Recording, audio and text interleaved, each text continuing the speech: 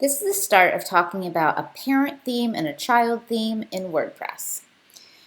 This is what, as of today, the 2020 theme in WordPress looks like. So if you install WordPress on your host, server, you will see this theme. That's the default theme for 2020. Now what I want to do is I want to kind of strip this down and I want a naked theme, quote unquote, without all the stylings and color that I, as a designer, can make a custom theme for a website. So first things first, once you have your website set up, you'll have to log into your website by going to name the URL /wp-admin. And you have to set this up beforehand. This username and password is set up through the hosting company or through administration. Once you go to this page, you'll log in with a username and password and we'll go to the dashboard. And this is what the dashboard looks like. So the dashboard, when you first create a site, is very minimal. There's not many pages. Quit my mail. We have posts, media, pages, appearance, plugins, settings, and we're going to talk about all those as we go through.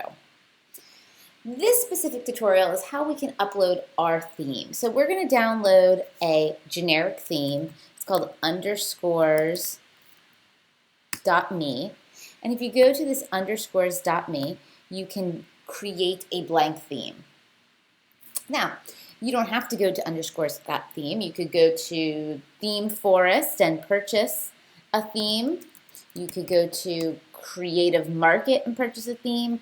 These are all options that are a little bit more designed that then you can just do some alterations to. But for this class, we are specifically talking about how to create a custom theme, and due to that, we're going to be using a very blank, minimal theme to work with. So what we're going to do is we're just going to put whatever theme we want. I'm going to just call this Demo Parent. So the parent is what we're going to start with, and what we're going to create after this is a child. So we go through this. I'm going to say OK and save that file. It's going to save it as a zip, which is what you want. And then I'm going to also create my child theme. Now, I'm going to go to my desktop. I'm going to minimize both of these. We'll come back to that in 1 second. And I'm going to make a new folder on my desktop, and I'm going to call it whatever the actual website's going to be. So this name's a little bit more important. So I'm going to call this KUCD Child Theme. I'm going to drag that into brackets real quick because I need to make a style sheet in there. And make a new file. I'm going to call it style.css. It must be called style.css, not plural. It has to be that. Okay. So now what we need to do is we need to, we're going to save that. I'm going to minimize that. And we have to bring over some really select text for this. So what I need to do is I'm going to need to find that text, which I put on D2L for you. Now you could type this in, but why type things in when we can copy and paste?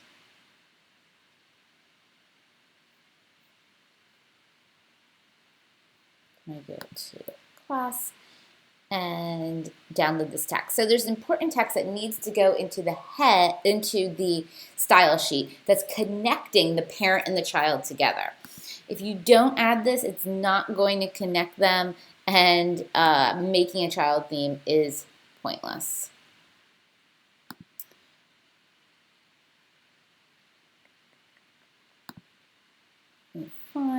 There we go. So what we're going to do is I'm going to open this up. It's just a little bit of text. I'm going to select it all and copy that and put that in. So in my child theme, which is called KUCD Child Theme, I have this comment in the top. It needs to be this comment. I can give it a name, which is going to show up in WordPress.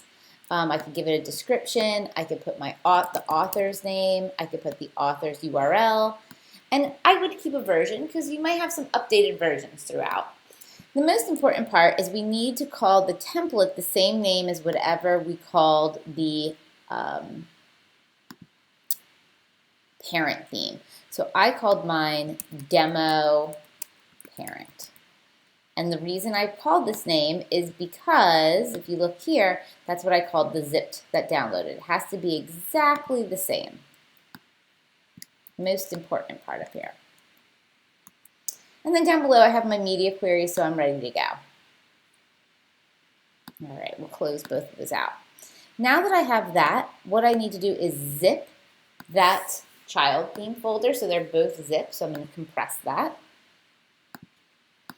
And we're going to upload both of those. So I'm going to go to Appearance and Themes. I can add a new theme in here, and I'll upload my child theme. And then I'm also going to upload my parent theme. Oops, I want the parent first.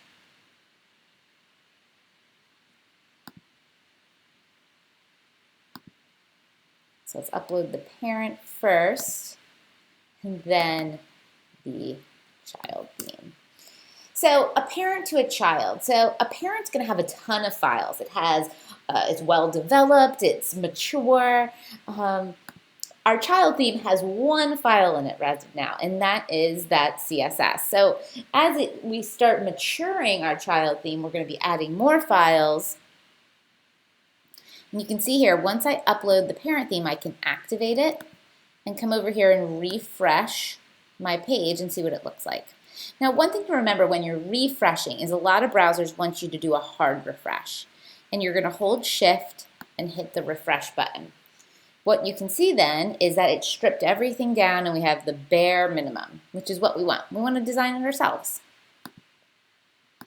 Now that we have the parent, I'm going to upload the child, which is on my desktop, zipped. They both have to be zipped to upload this way.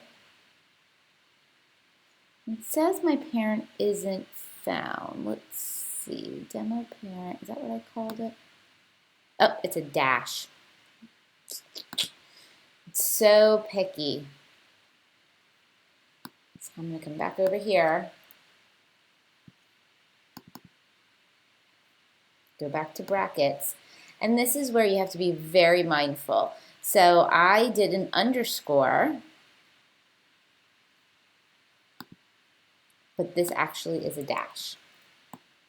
And it won't connect if it's not exactly the same. So again, you can see that it's demo dash parent, and that's what I need to call it here.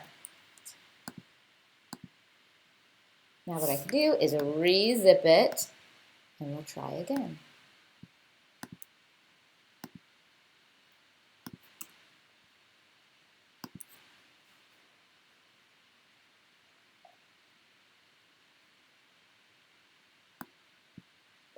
I have to replace it. All right, now we're ready to go. So what I'm going to do is, let's go back to the themes, and we're going to activate, you'll see both of them. We have the parent theme and the child theme, and you don't have to call them that, I'm just using that as an example. And you want to activate your child theme. So what that's doing is, let me hop over to Illustrator. So the parent theme has all these files in it, the header, the footer, styles, function, page. Our child theme only has a style sheet in it. And what we're actually going to see on our website, the result of this is going to be all the parent files, but anything we put in the child theme is going to override it. So this allows us to customize it without losing all that predetermined content in PHP. So we are going to have the header and the footer from the parent theme, but our style sheet. If I come back here, we're good to go.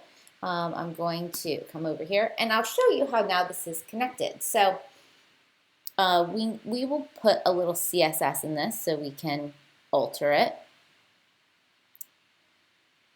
We could do that by logging into the site on the FTP. I'm going to do it as a shortcut way by going to the theme editor. And you can see it brings up our child theme. And I'm going to put something in our CSS file, like body, background, color. Let's do gray. And I'll update that file. Come over here and do a hard refresh. And you can see it will update our site. So this is a great way that if you go to your Google Fonts and you want to bring in some of your typography, you can start doing that as well. So say I want this to be my font. Oops.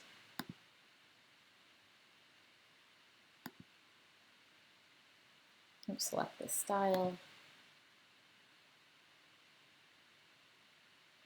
Embed. And I'm going to bring over the @ import so it can just kind of live in the top of my theme here. I can bring over and start changing typography.